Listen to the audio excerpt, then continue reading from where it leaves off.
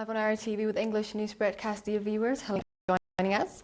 We're ready for a domestic and international report for April 13th, 2026, and we invite you to stay with us at the end. To begin with, I present you the top stories.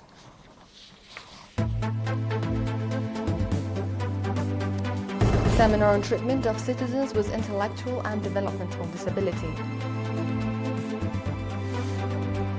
Fish production company of Eritrea works to ensure market supply. In our international, U.S. blockade of Iran threatened to worsen global energy crisis. And at least 200 people killed in airstrikes in northeast Nigeria. Welcome again. In our domestic news, a seminar focusing on the treatment of citizens with intellectual and developmental disabilities was conducted in southern Dankalia, southern Red Sea region.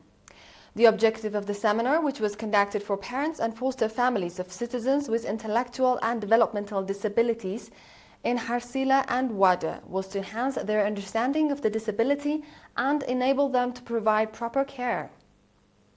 Ms. Hayat Abdullah, chairperson of the National Association of Intellectual and Developmental Disability in the Southern Red Sea region, said that the objective of the association is to enhance the understanding of parents and the community about the disability and strengthen their role and contribution in supporting those affected. She also said that the association is exerting strong effort to improve the livelihoods of citizens with intellectual and developmental disabilities and enable them to receive services taking into account their condition. Nurse Yasin Mahmoud, head of the health facilities in the subzone, noted the significant role of parents in enhancing the understanding of disabled citizens in controlling communicable diseases, especially TB and HIV/AIDS. Commending the effort being exerted to improve the lives of citizens with intellectual and developmental disabilities, Mr. Musa Haj, administrator of the subzone, urged area administrators to encourage parents of children with intellectual and developmental disabilities to enroll their children in the association and enable them to become beneficiaries of the opportunities the association provides. In the same vein, the National Association of Intellectual and Developmental Disability in the Southern Red Sea region conducted an activity assessment meeting for the year 2025.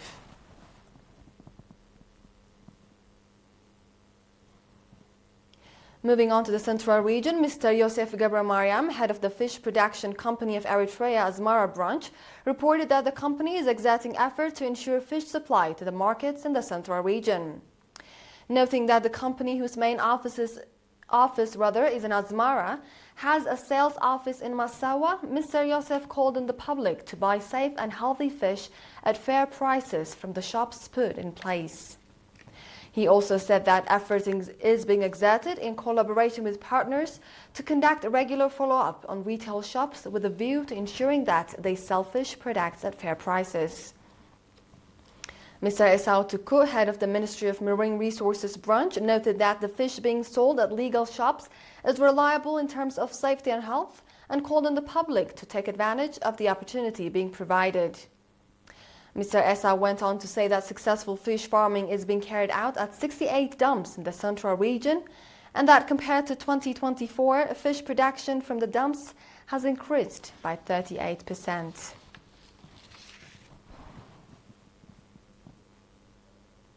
In another news, effort in collaboration with the community and government institutions is being exerted to expand basic healthcare services to the public in Karkabat subzone, Gashbarka region.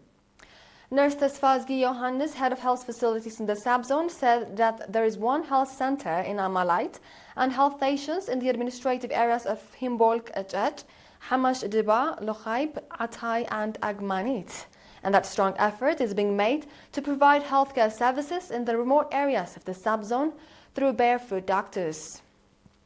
Nurse Tesfazgi went on to say that commendable progress is being registered in pre- and postnatal treatment, children's vaccination programs, as well as delivery services.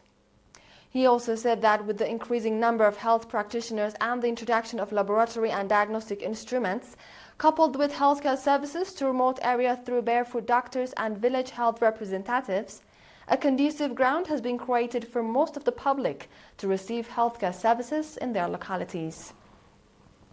The beneficiaries on their part said that with the improvement of health facilities from time to time, they are able to receive encouraging healthcare services and called for more effort for better outcomes.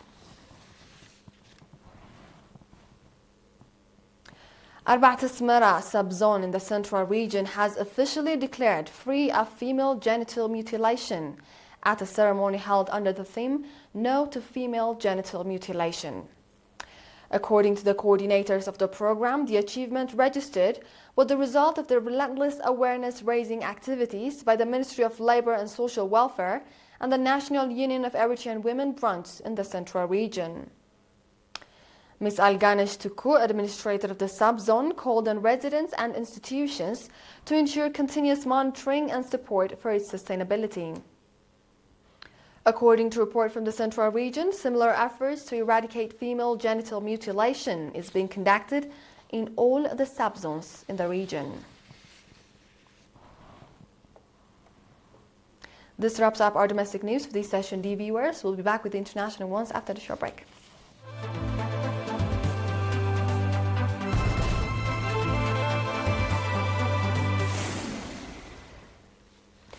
Welcome back. Our international news begins with the crisis in the Middle East. U.S. President Donald Trump warned that the U.S. military will eliminate any ship of Iran if it comes close to the U.S. blockade in the Strait of Hormuz. The start of the U.S. military's blockade of all maritime traffic entering and exiting Iranian ports has now begun, according to the deadline it's set, and is said to continue until Iran opens the Strait of Hormuz and accepts U.S. prerequisites. On the other hand, Iran is threatening that it will take serious measures on all U.S. military ships approaching the Strait of Hormuz, making the Middle East crisis even tense. Trump's order, however, does not apply to commercial ships passing through the Strait of Hormuz to other countries.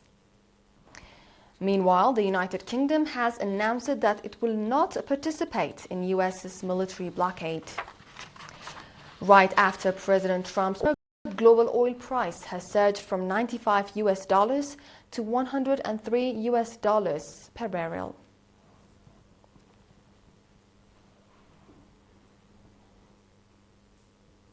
Our focus now shifts to Nigeria. At least 200 people have been killed and several others wounded in airstrikes in Nigeria's northwestern Yobe state as military aircraft haunted Boko Haram militants on Sunday. This is according to reports. Africa's most populous country has been fighting Boko Haram for 17 years, since its 2009 uprising, which has seen the emergence of splinter groups, including Islamic State West Africa province. While the insurgency is concentrated in the northeastern countryside, it has also made inroads in western Nigeria, where organized crime gangs known as bandits have been raiding villages and extorting farmers and miners for years. It is reported that since its uprising in 2009, security crises related to the militant group have resulted in the deaths of over 40,000 people.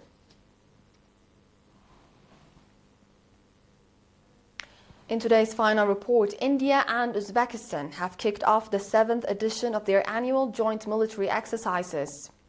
Launched in 2019, the exercise is held alternately in India and Uzbekistan each year. The focus of the exercises is to enhance readiness for the planning and execution of joint special operations and counter-terrorism coordination against unlawful armed groups, the Indian Army said in a statement. The Indian contingent comprises 60 personnel, while the Uzbek contingent is drawn from its Army and Air Force personnel. The Indian personnel are also expected to acquaint themselves with the operational procedures and drills of the Uzbekistan Armed Forces. The previous edition of the annual joint military exercises was held in April 2025 at the Foreign Training Node in Pune. India, which has a wide-ranging cooperation with Uzbekistan, established a joint working group on its defense with the Central Asian nation in 2019. With this, we conclude our domestic and international report for this session, dear viewers. Now the top stories once more.